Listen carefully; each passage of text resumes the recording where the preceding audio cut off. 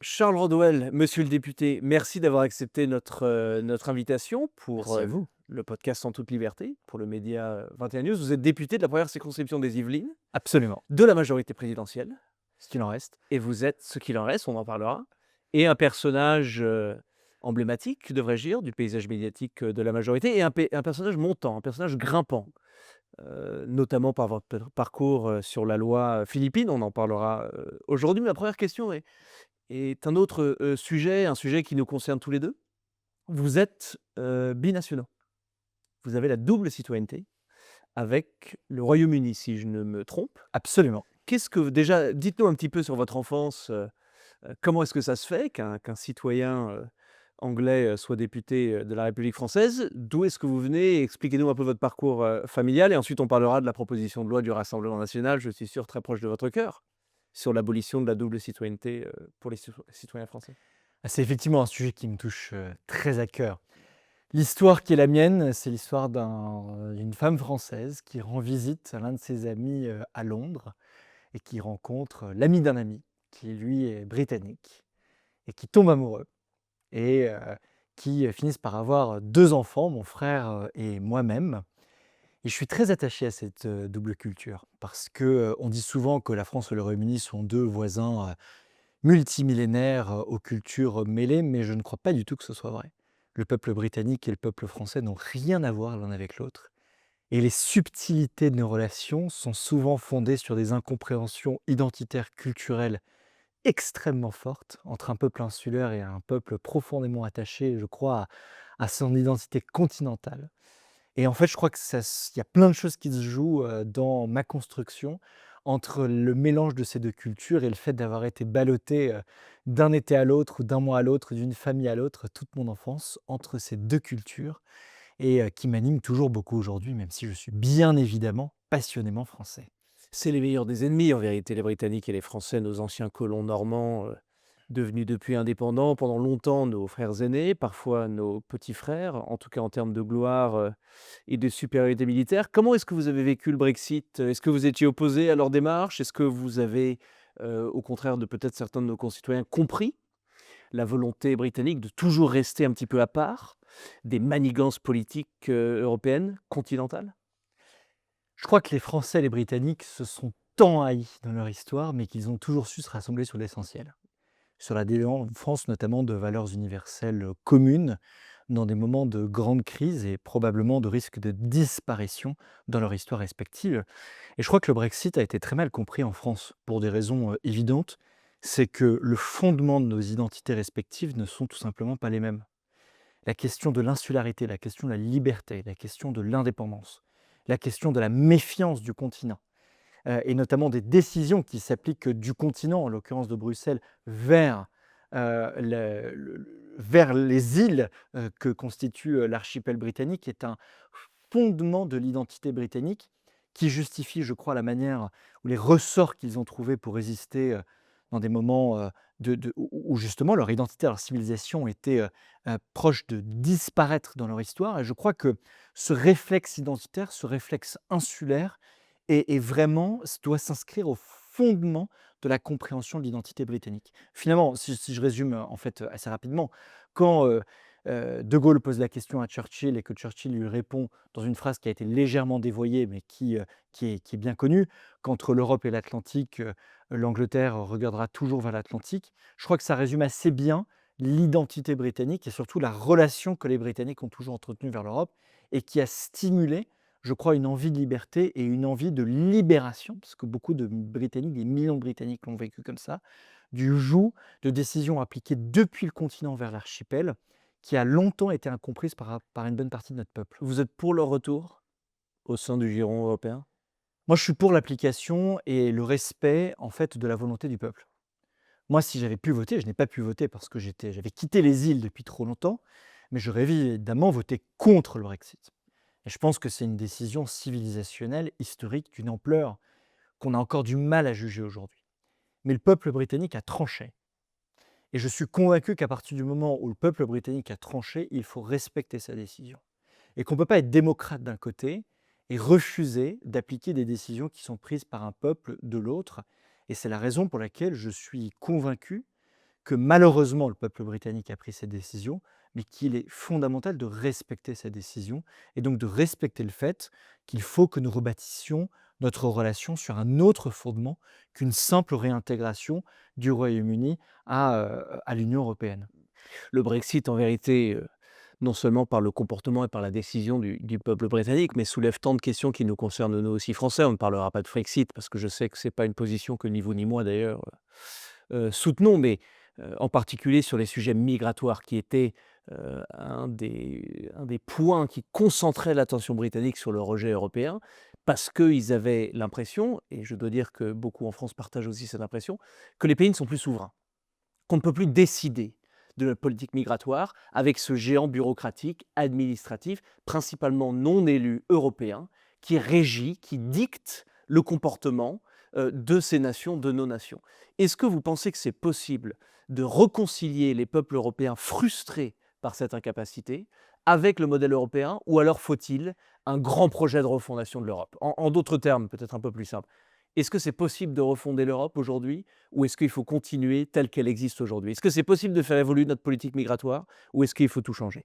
On n'a pas d'autre choix que de la refonte et on n'a pas d'autre choix que du big bang institutionnel européen pour retrouver une part profondément démocratique au projet qui, je crois, a uni les peuples européens autour d'un projet fondé sur la paix et le partage de valeurs communes. Et je crois que c'est aux pro-européens de porter cette vision.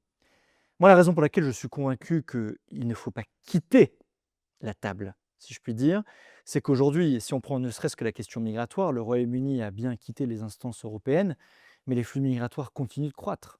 Ce sont les flux migratoires intra-européens qui ont baissé, mais les flux migratoires extra-européens, eux, ont continué de croître. C'est-à-dire qu'en gros, il y a moins d'Italiens, de Français, d'Allemands, de Polonais, de Grecs qui rentrent sur le territoire britannique, mais vous avez plus de Bangladeshis, de Pakistanais, de d'autres nationalités. Je cite celles-ci parce qu'elles sont très présentes sur le territoire européen, mais je cite celles-ci parce que c'est un sujet politique aujourd'hui au Royaume-Uni qui dépasse la question européenne. Je suis convaincu, pour ma part, que nous n'avons pas d'autre choix que de refonder ces institutions, mais que la survie de notre civilisation s'inscrit profondément dans le combat européen. Si vous m'autorisez un ou deux exemples. En 2023, il y a 100 000 immigrés illégaux qui ont traversé de Tunisie vers l'Europe. En 2024, il n'y en avait plus que 16 000. Donc en un an, on a une baisse de l'immigration irrégulière de Tunisie vers l'Europe de 84%. Qu'est-ce qui s'est passé en un an? Eh bien, en un an, vous avez la Commission européenne, également Giorgia Meloni, des représentants du gouvernement français, qui ont signé un accord migratoire historique avec le gouvernement tunisien pour réduire massivement les flux migratoires illégaux de Tunisie vers l'Europe. Et là-dedans, il y a eu trois gagnants. Il y a d'abord eu les milliers d'hommes et de femmes qui n'ont pas traversé la Méditerranée au péril de leur vie. Et donc, en un an, il y a eu des centaines de morts en moins dans ce qu'il faut bien qualifier un cimetière de l'humanité, qu'est la Méditerranée centrale. Il y a un deuxième gagnant dans cette affaire, les pays européens et les peuples européens. Parce qu'on a réduit l'immigration illégale. Pour la première fois depuis des dizaines d'années, l'immigration illégale a été réduite d'ailleurs vers l'Europe. Et le troisième grand gagnant de cette affaire, c'est la Tunisie. Parce qu'il ne faut jamais oublier que tous les pays qui nous entourent, les pays de transit, notamment les pays du Maghreb, sont eux-mêmes des pays soumis à une très forte pression migratoire. Et donc ces pays ont tout intérêt à travailler avec nous pour réduire leur propre pression migratoire. C'est la raison pour laquelle moi je suis convaincu que si on pense que l'Europe est une civilisation composée de peuples très différents, le peuple français, le peuple germanique, les peuples italiens, les peuples ibériques, n'ont rien à voir les uns avec les autres dans leur histoire. Mais on appartient tous à une civilisation, je crois, démocrate, d'essence chrétienne, qu'est la civilisation européenne. Et c'est donc à l'échelle européenne que nous vous devons, en plus de l'échelle nationale, travailler pour réduire et pour résoudre la crise migratoire à laquelle on fait face dans ce siècle. Est-ce que ce n'est pas ça, en vérité, le vrai intérêt de la politique migratoire de Mme Meloni? C'est les traités avec les pays nord-africains. Moi, vous savez, quand je parle de quotas, parce qu'on va peut-être en parler, je suis très attaché à la question des quotas migratoires. C'est-à-dire qu'en gros, on fixe ce dont on a besoin et on fait venir que ceux dont on a besoin pour servir les intérêts de notre pays. En un mot, accueillir moins pour accueillir mieux, c'est-à-dire qu'on assume de bâtir une politique d'immigration de travail et on assume d'assécher toutes les autres voies d'immigration. Pour soins, familiales, l'asile, on le restreint massivement, évidemment l'immigration illégale. Moi, ce que je constate, c'est que Giorgia Meloni en Italie le fait et les libéraux au Canada le font aussi. Donc un jour sur deux, on m'accuse d'être un facho, un jour sur deux, on m'accuse d'être un gaucho. Enfin, je constate qu'un gouvernement libéral au Canada applique une politique migratoire qui est peu ou prou similaire que celle qui est appliquée par un gouvernement méloniste, ce qui prouve bien une chose, c'est que la question migratoire transcende désormais les clivages et que c'est au sein de nos institutions et au sein du Big Bang que nous devons créer sur l'espace Schengen, sur la CEDH, sur tant d'autres questions, que nous devons reprendre en main nos flux migratoires. Est-ce que ce n'est pas en vérité un des héritages positifs du Rassemblement national que d'avoir enlevé le tabou sur la question migratoire? Je pense que c'est assez juste de dire que c'est leur sujet, leur unique sujet depuis les années 80, depuis les années 90, et que c'était pendant longtemps considéré comme un ultime tabou, que la moindre mention d'une réduction de l'immigration et immédiatement les insultes et les attaques sortaient de toutes parts. Est-ce qu'ils n'ont pas réussi, d'une certaine façon, à diminuer ce tabou-là? Moi, j'ai deux choses à dire sur ce point-là. Un, le Rassemblement national est aujourd'hui le parti de plus de 10 millions d'électeurs. Et donc, c'est un parti qui fait partie de l'arc républicain et que nous devons respecter, non pas pour lui, mais pour les électeurs dont il porte la voix à l'Assemblée nationale, au même titre que tous les autres partis qui sont représentés à l'Assemblée nationale. Deuxième des choses, la raison pour laquelle je ne siège pas au Rassemblement national, c'est que j'ai des divergences tellement profondes qu'elles sont pour moi irréconciliables. Il y a des divergences de valeurs, très clairement. Je pense que ce terme n'est pas galvaudé. La question de la binationalité, par exemple. Je n'ai aucune leçon de patriotisme à recevoir de la part de Marine Le Pen, Jordan Bardella ou qui vous voulez. Je me sens aussi patriote qu'eux et je pense que des millions de Français aujourd'hui qui travaillent dans nos hôpitaux, qui travaillent dans nos forces de l'ordre, qui sont binationaux, qui ont deux cultures, n'ont aucune leçon de patriotisme à recevoir de la part de ceux qui veulent supprimer leur double culture et leur double nationalité. Mais la deuxième chose, Louis Sarkozy, je suis convaincu qu'au pouvoir, jamais le RN ne réduirait l'immigration. Jamais. Pour des raisons très simples. On ne peut pas réduire l'immigration et réduire le temps de travail en même temps. C'est impossible. Du fait de notre démographie, on a besoin de dire la vérité aux Français, c'est que si on veut réduire l'immigration, il faut travailler un peu plus. Parce que le Rassemblement national soutient le retour de l'âge de départ à la retraite à 62 ans, Absolument, et voire 60. voire 60 ans pour les métiers difficiles, et n'est pas connu pour vouloir augmenter le taux de travail dans la semaine, Non, par exemple. non, non. Quand on a voulu, par exemple, conditionner le RSA à une reprise d'activité, ils ont voté contre. Donc en fait, toutes les mesures qu'ils prennent ne visent pas à augmenter le temps de travail. Or, on ne réduira pas l'immigration si en même temps on réduit le temps de travail. C'est ce que souhaite le RN. Deuxième des choses, pardon, le premier vecteur de l'immigration au XXIe siècle, ça va être le changement climatique. Il y a 250 millions de réfugiés climatiques qui seront sur les routes à tendance constante d'ici à 2050. Aujourd'hui, les flux migratoires, ils sont beaucoup sud-sud. Donc en gros, ils vont d'est en ouest sur le continent africain, une partie de l'Asie et de l'Asie orientale, du Proche-Orient jusqu'à l'Asie orientale. Mais ces flux, ils commencent de plus en plus à s'intensifier vers le nord, à savoir notamment vers le continent européen. Si on veut réduire l'immigration, nous n'avons pas d'autre choix que de lutter contre le changement climatique. Eh bien, Louis Sarkozy, depuis que je suis élu député, il n'y a pas eu une seule loi climatique que le RN a votée. Pas une.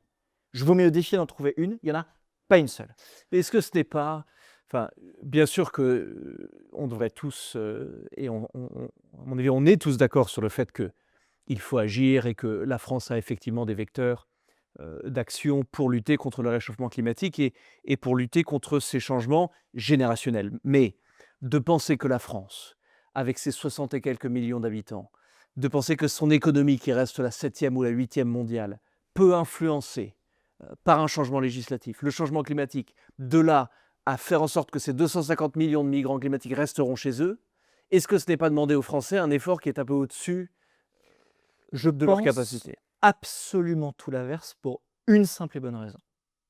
C'est que le continent africain aujourd'hui est composé de peuples qui sont, eux, les premiers à être confrontés au changement climatique et aux effets néfastes, terribles et massifs du changement climatique.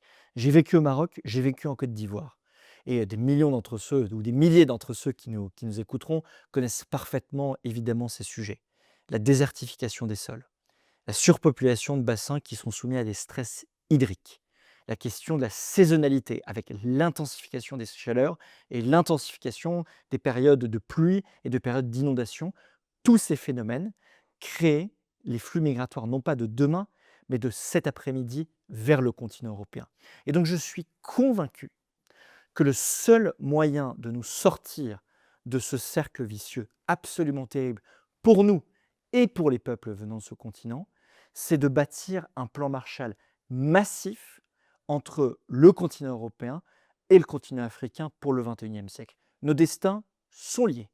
Les difficultés de ce matin pour les peuples de ce continent sont nos difficultés de cet après-midi pour tous les peuples du continent européen. Nous n'avons pas d'autre choix que de réinvestir massivement cette politique africaine. Qui mieux que la France est capable de le faire? Finalement, ce n'est pas vis-à-vis de vous que je cite ça. Quand le premier qui s'est emparé de cette question, c'est le président Sarkozy en 2007, qui a voulu bâtir sa politique migratoire entre une extrême fermeté d'une part, mais aussi le déploiement d'une politique de coopération massive entre nos deux continents. Je pense que cette vision est la bonne. Et quand j'observe aujourd'hui le Rassemblement national et l'extrême droite au sens large définancer massivement la coopération entre nos deux continents, ils ne font qu'alimenter une crise migratoire à venir vers notre continent. Et c'est bien la raison pour laquelle nos deux visions sont parfaitement incompatibles, dans le respect évidemment du débat démocratique. Ce n'est pas moi, monsieur le député, qui vais vous contredire quand vous citez le président Sarkozy. Loin de moi cette idée, mais simplement je pense qu'il y a un scepticisme assez sain, quand quelqu'un dit, et on ne peut que le soutenir, il faut un plan Marshall, mais est-ce que la France a les moyens? Est-ce que la France a les moyens de financer la construction d'infrastructures? Est-ce que la France a la volonté politique de par les changements de régime? Est-ce que, au contraire, il ne faudrait pas laisser ces peuples gérer leurs problèmes et dire nous, on va récupérer notre souveraineté, on va arrêter d'investir massivement sans retour ou sans retour évident vers les infrastructures étrangères, fermer nos frontières, avoir cette immigration choisie et revenir à une espèce de souveraineté peut-être un petit peu plus cloisonnée. J'ai l'impression que beaucoup d'électeurs français, c'est un peu le discours qu'ils aiment au Rassemblement national. Vous leur dites qu'ils ont tort? Je n'aurais pas la prétention de leur dire qu'ils ont tort, j'aurais simplement la vision de dire que je ne partage pas leur avis. Parce que je considère que l'autarcie est un leurre dans le monde dans lequel nous vivons. C'est peut-être une solution pour les États-Unis, qui sont isolés sur un continent qui s'apparente à une forme d'île. C'est un leurre pour l'Europe et pour la France, qui se situe au carrefour des peuples africains, des peuples orientaux, finalement de la grande plaque eurasiatique et africaine. Nous n'avons pas d'autre choix que de coopérer avec les États et les peuples qui nous entourent, parce que leurs problématiques sont nos problématiques. Oui, d'une certaine Et c'est là. façon, être anti-migratoire, c'est facile quand on est américain parce que qu'est-ce que c'est? D'un côté, on a l'Atlantique, de l'autre, le Pacifique. La frontière canadienne ne représente absolument aucun problème. Seule la frontière mexicaine, ce qui a peut-être valu l'élection de Donald Trump, et sinon, on parle de 7 ou 8 aéroports. Mais je partage entièrement ce que vous venez de dire et je suis convaincu. Moi, la vision que j'essaie de porter, c'est pas une vision béate, universaliste, humanitaire, même si ces enjeux sont évidemment éminemment importants. C'est une politique que je considère être la seule qui peut protéger notre peuple d'une déferlante migratoire. Et elle ne peut passer que par une coopération massive à l'échelle européenne. Moi, je veux bien, par exemple, qu'on critique l'accord que l'Europe a signé avec la Turquie au début des années 2010. Mais enfin, au moment où la crise syrienne a démarré, la Turquie a permis d'endiguer la crise migratoire syrienne de 4 à 5 millions de citoyens syriens qui sinon seraient venus sur le territoire européen. En revanche, cette politique européenne, elle a un prérequis, c'est un Big Bang institutionnel à l'échelle de notre continent. Oui, il faut poser la question de la refonte, d'une part, de nos règles liées à l'espace Schengen. Je suis éminemment attaché à la libre circulation des biens, des capitaux et des personnes, mais la libre circulation des personnes, à mon avis, doit concerner les citoyens européens et les citoyens qui sont domiciliés en Europe, pas les autres. Il y a une question évidente qui se pose au niveau de la CEDH, la Cour européenne des droits de l'homme, une convention extraordinaire qui a été signée au lendemain de la Seconde Guerre mondiale, dont la jurisprudence administrative a totalement dévoyé les objets.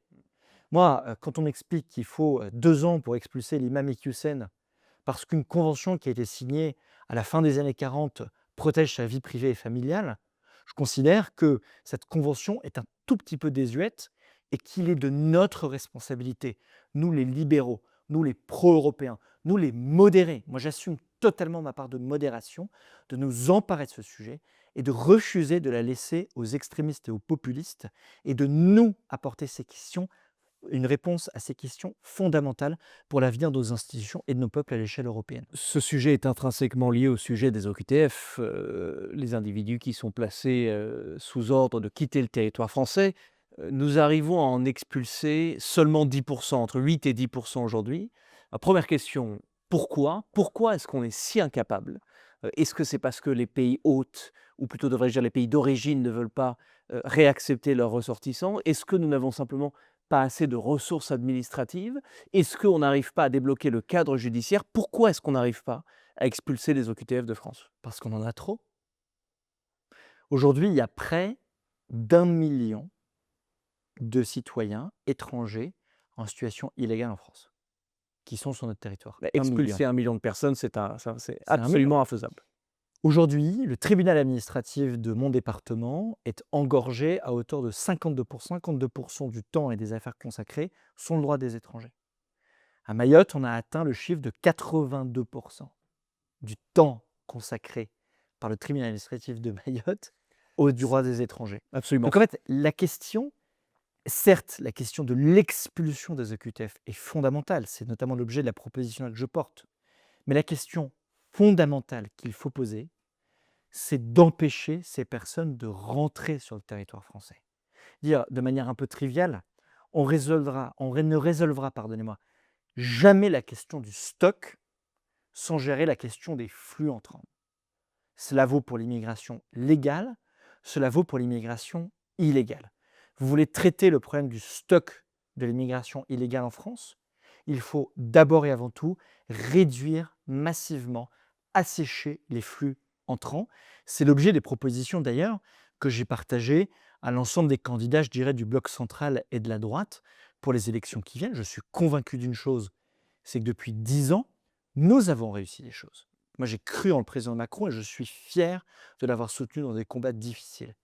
Mais nous devons assumer que la politique migratoire et que la politique culturelle que nous avons portée est un échec et que nous ne pourrons pas défendre un projet politique avec crédibilité sans apporter une réponse massive à cet angle mort du macronisme. Votre distinction entre le stock et les flux est tellement essentielle et en fait si peu mentionnée. Les travaux de M. Fourquet montrent d'ailleurs sur les migrations polonaises et portugaises du XIXe siècle que le premier vecteur d'assimilation des populations dites de stock, ça a été une réduction des flux. Quand il y avait les robinets encore ouverts qui battaient à leur plein, il y avait très peu d'assimilation que Fourquet mesure par les mariages avec les populations locales, par les clubs de tennis ou les clubs de sport avec le nom polonais ou le nom portugais, le prénom des enfants qui est donné à la naissance, etc. Tous ces vecteurs d'assimilation augmentent quand vous réduisez les flux. Absolument. Et aujourd'hui, c'est quelque chose, enfin de la bouche du Rassemblement national en tout cas, qui est quasiment inexistant. Inexistant, et je voudrais briser un deuxième tabou lié à ce que vous dites. Qui sont les premiers à souffrir de l'immigration de masse sur le territoire français? Bah, ceux qui sont déjà arrivés. Ce sont les Français qui ont eu une ascendance migratoire, les Français qui ont une origine qui est liée à l'immigration. C'est-à-dire que moi, c'est pas les Français des beaux quartiers, c'est pas les gauchos qui passent leur journée à me taper sur la gueule, mais qui habitent, pardonnez-moi du terme, mais qui habitent le 11e ou le cœur de Paris. Ce sont des dizaines de milliers d'hommes et de femmes à laquelle je pense actuellement, qui habitent ma circonscription comme ailleurs, et qui font face à des flux qui, oui, parfois les submergent. Ils n'ont aucune animosité contre les personnes qui arrivent. Moi, j'ai le souvenir, lorsque sur ma circonscription, dans un des quartiers populaires de ma circonscription, du jour au lendemain, l'État a décidé de placer une cinquantaine de familles sri-lankaises qui n'avaient rien à voir avec l'histoire du quartier. C'est extraordinaire ce qui s'est passé. Les Français les ont accueillis à bras ouverts, ils les ont intégrés dans l'école publique, ils les ont intégrés à leurs associations, ils ont aidé les enfants à apprendre le français à leur mère, ils les ont permis de rentrer dans la communauté nationale. Mais simplement, quand ce sont toujours les mêmes qui accueillent des personnes qui viennent d'ailleurs, comment voulez-vous leur dire que oui, la politique d'assimilation ou d'intégration fonctionne dans notre pays? C'est un leurre, et ce ne sont jamais les mêmes qui les subissent, ce sont toujours les autres. Et c'est la raison pour laquelle moi je porte ce combat.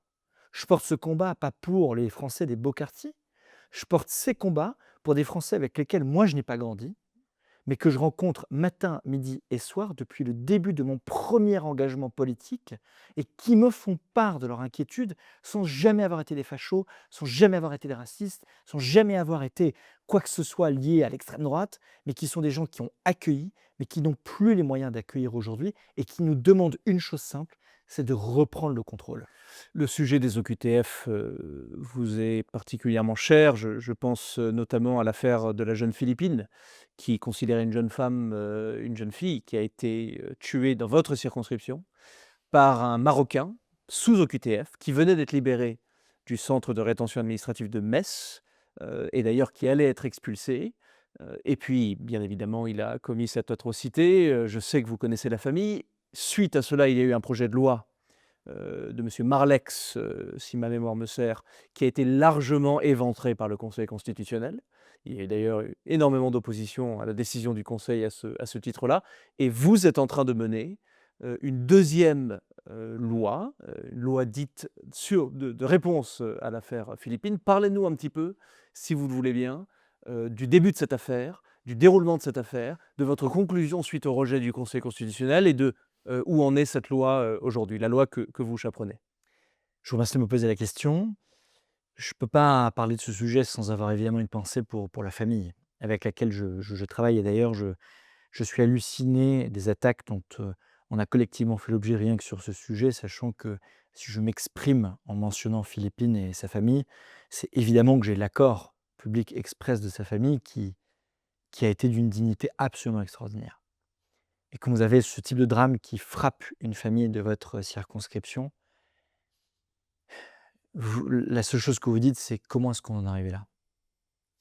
Et ensuite, la chose que vous dites, c'est: «Qu'est-ce que je peux faire pour essayer, non pas de réparer l'irréparable, mais pour essayer d'apporter une réponse, républicaine, simple, concrète, à une situation qui n'aurait jamais dû arriver, mais surtout qui ne doit plus arriver à d'autres familles, françaises?»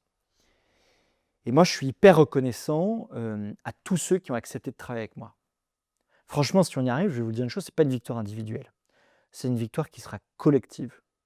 Ce sera la victoire de, Gabriel Attal et de notre groupe. Ce sera la victoire de Bruno Retailleau et de Laurent Wauquiez. Ce sera la victoire de Sébastien Lecornu. Ce sera la victoire de Laurent Nunez. Ce sera la victoire de Marc Fesneau, qui est, président du groupe MoDem. Ce sera la victoire, d'Horizon, d'Édouard Philippe. Ce sera la victoire, en fait, de tous les députés, même ceux avec qui je ne suis pas d'accord, qui ont accepté de voter cette proposition de loi, parce que c'est une loi, je crois, qui sincèrement trouve le bon équilibre entre la protection de nos libertés publiques et le renforcement très ferme de la sécurité des Français. Et moi, il y a 2 choses que je voudrais partager là-dessus. 1, on peut tout à fait prendre des mesures très fermes pour renforcer la sécurité des Français. Cette loi, c'est pas une loi de naïveté, c'est une loi qui est très ferme sur les questions de lutte contre le terrorisme, sur les questions de traitement de personnes qui sont malades, qui sont atteints de troubles psychiatriques très graves, qu'il faut soigner parce que ce sont des personnes qui sont des êtres humains, qu'il faut soigner aussi parce qu'elles posent de graves dangers à la société. Et c'est une loi très ferme sur le volet migratoire pour allonger la durée de rétention d'étrangers sous OQTF extrêmement dangereux, terroristes, délinquants, coupables d'actes de torture, de viol, d'atteinte à la personne extrêmement grave, qu'il faut que nous arrivions à neutraliser avant qu'il ne passe à l'acte. Et c'est ce geste-là et ce message-là que j'essaie de porter avec cette proposition de loi, c'est que les forces républicaines sont parfaitement capables de travailler ensemble, si elles le veulent, pour porter une loi très ferme, mais qui respecte l'état de droit et qui trouve le juste équilibre entre la protection de la liberté publique et le renforcement de la sécurité des Français. Vous n'avez pas peur que le Conseil constitutionnel éventre aussi cette loi comme elle l'a fait dans sa première version avec la loi de monsieur Marlex? Quand on s'est retrouvé avec Bruno Retailleau, après la censure de ce texte, on a décidé qu'on n'allait pas baisser les bras et qu'on allait mener le combat coûte que coûte. Moi, j'ai consulté des magistrats. J'assume d'avoir travaillé avec des magistrats qui me disent, voilà, comment est-ce qu'on peut trouver la voie de passage qui respecte notre Constitution? Parce que c'est ça dont il s'agit aussi, c'est de protéger aussi nos libertés publiques, c'est un enjeu important. Moi, j'admire le travail qui est mené par ces hommes et ces femmes qui s'engagent à la tête de l'État. Aujourd'hui, Laurent Nunez, qui est beaucoup critiqué, mais qui mène une mission extrêmement difficile avec beaucoup de talent. le combat que mène Gérald Darmanin aujourd'hui, avec qui j'ai travaillé aussi sur ce texte, pour pouvoir trouver un texte équilibré, qui respecte pleinement notre Constitution, mais qui est extrêmement ferme pour répondre à ces situations. Et moi, à tous ces gens, je voudrais partager un message, Loïc. Bossez ensemble pour les mois qui viennent. Vous n'avez pas le droit à l'erreur. Vous n'avez pas le droit de vous battre comme des chiffonniers comme vous le faites actuellement, en nous expliquant sur les plateaux de télévision qu'en fait vous avez des projets politiques différents, alors que ça fait des mois que vous bossez ensemble.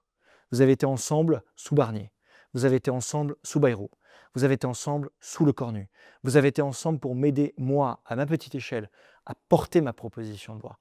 Vous m'avez tous soutenu parce qu'on a bossé ensemble.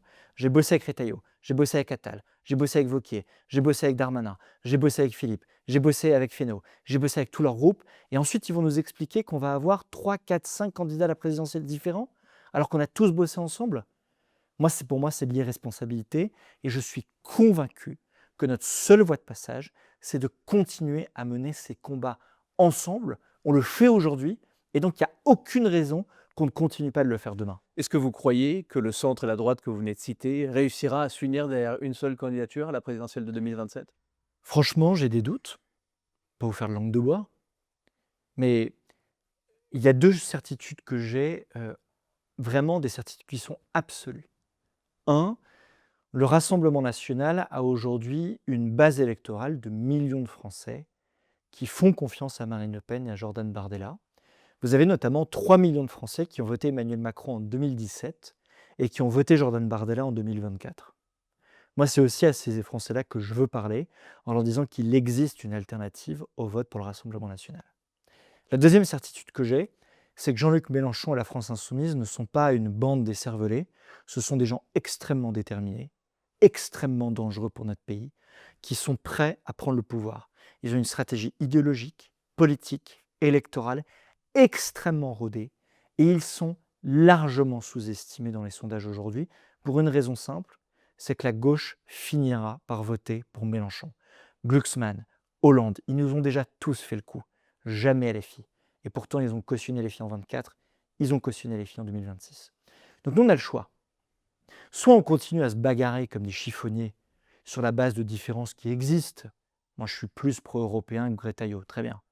Attal est plus progressiste que Retailleau. Retailleau insiste un peu plus sur les questions régaliennes que d'autres candidats, très bien. Et leurs différences sont légitimes. Mais ce qui nous unit, les valeurs fondamentales qui nous rassemblent et qui fait qu'aujourd'hui, on gouverne ensemble, sont infiniment plus réduites que le combat existentiel, non pas pour nous, mais pour notre pays, que l'on doit mener contre le Rassemblement national et contre la France insoumise. Leur responsabilité est historique et leur division, jamais nos électeurs ne leur pardonneront.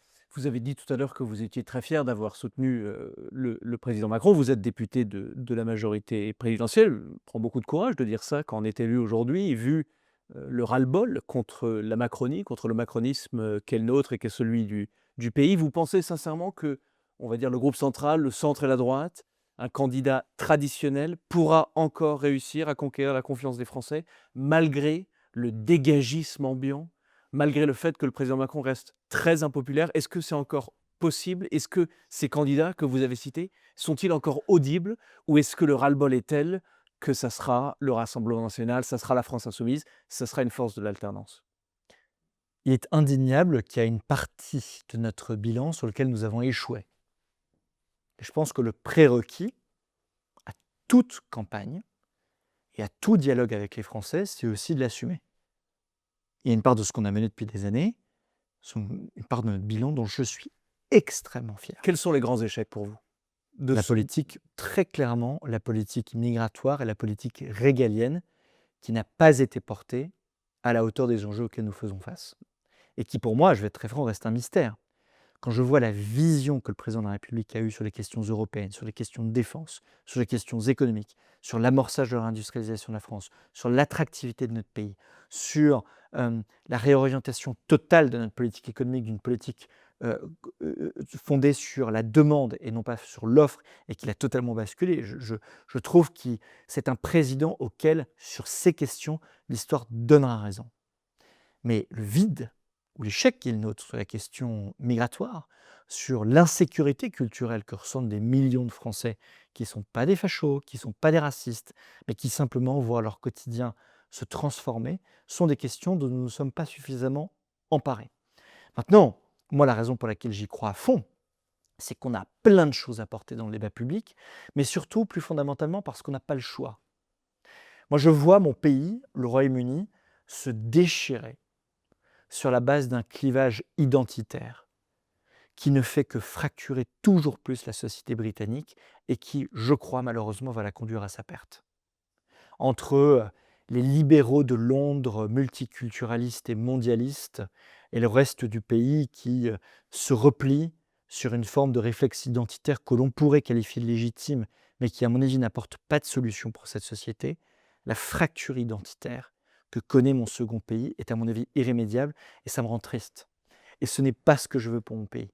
Je ne veux pas de l'affrontement entre la France éternelle et la Nouvelle-France. Je ne veux pas d'affrontement entre la France racisée selon le terme des uns et la France blanche selon le terme des autres. Je veux qu'on puisse bâtir un projet politique universaliste qui nous permette de résister ensemble aux grands enjeux du XXe siècle auxquels on fait collectivement face. Et ça, c'est la raison pour laquelle les Gabriel Attal, Édouard Philippe, Bruno Retailleau, Gérald Darmanin, tous les autres ont une responsabilité lourde que je qualifierais même d'historique, parce que sans rassemblement de leur part, nous aurons cet affrontement identitaire dans notre pays, et ce n'est pas ce que je souhaite pour mon pays. Et je pense que nous sommes de nombreux élus, parlementaires, maires et tout simplement des électeurs à appeler à cette union. Il reste aujourd'hui l'affrontement du Rassemblement national, soit Jordan Bardella, soit Marine Le Pen. Si les magistrats en décident ainsi, avec Jean-Luc Mélenchon, reste la possibilité la plus probable au second tour. Est-ce que vous vous attendez à des secousses, à des violences, si c'est le cas, tel qu'on a vu, notamment après les municipales, je pense à la mairie de Saint-Denis, etc. et d'autres? Oui, et c'est la raison pour laquelle je considère qu'il faut que nous assumions toute notre part de responsabilité, nous, les forces politiques républicaines et modérées qui refusons ce clivage. Je suis fier, a posteriori, d'avoir pris la décision avec mon équipe en 2024 lors de la dissolution, d'avoir refusé le Front républicain avec la France insoumise sur ma circonscription. Quand tant d'autres, pour des raisons qui les regardent, je ne vais pas juger personne, mais qui ont pris la décision d'accords électoraux avec la France insoumise pour combattre le Rassemblement national, c'est pour moi une erreur historique. Le combat de ma vie, c'est le Rassemblement national. Je combats le Rassemblement national pour les raisons que je vous ai évoquées. Mais on ne combat pas le Rassemblement national en s'alliant avec la France insoumise. Parce qu'un front républicain avec LFI n'est pas un front républicain, c'est une hérésie politique et une faute historique. Et je suis fier d'avoir aligné, moi, à mon humble échelle, sur ma circonscription, mes paroles et mes actes, en ayant rejeté cette alliance et en ayant assumé de mener le combat au deuxième tour en triangulaire face à un candidat LFI et face à un candidat RN.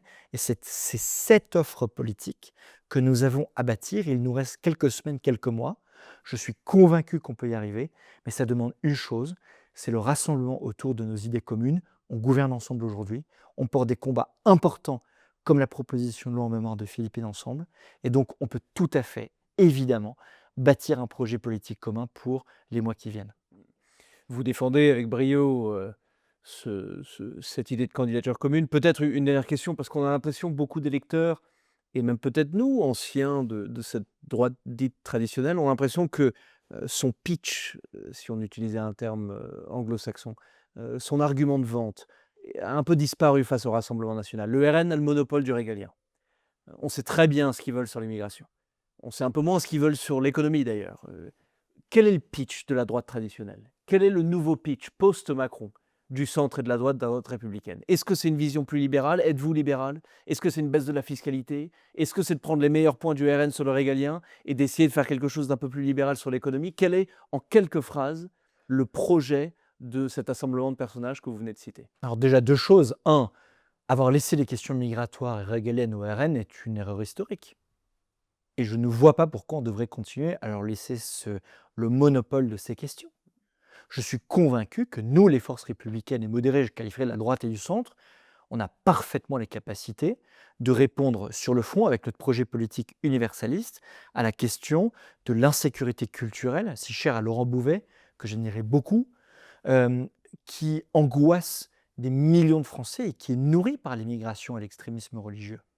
Il n'y a pas besoin de laisser ces questions au Rassemblement national. C'est à nous de nous en emparer et de vaincre cette espèce de diktat moral de la gauche qui qualifie tous ceux qui utilisent le mot nation et le mot d'immigration de racistes, de fascistes et de nazis. C'est à nous de reprendre nos responsabilités pour imposer notre discours sur cette question. Ensuite, la deuxième des choses, on a un espace politique qui, à mon avis, est vaste, qui nous permet de tenir une ligne politique, à mon avis, fondée sur 3 piliers assez simples. Un pilier libéral. Tous ceux qui s'engagent, à mon avis, dans notre champ politique doivent être des hommes et des femmes politiques qui assument de réduire massivement les dépenses publiques pour réduire les impôts et redéfinir complètement le périmètre de l'État autour de la protection régalienne et de l'instruction des Français et de laisser tout le reste à des gens qui sauront beaucoup le mieux faire que lui. Deuxième élément, nous sommes tous pro-européens, avec des divergences. Vous avez des gens qui sont pour une intégration beaucoup plus forte, vous en avez qui sont plus traditionnellement pour une solidarité entre nations européennes, mais on croit tous dans le projet européen parce que c'est ce qui nous a permis pour la première fois de l'histoire, je dirais même presque de l'humanité, que notre continent vive en paix pendant près d'un siècle.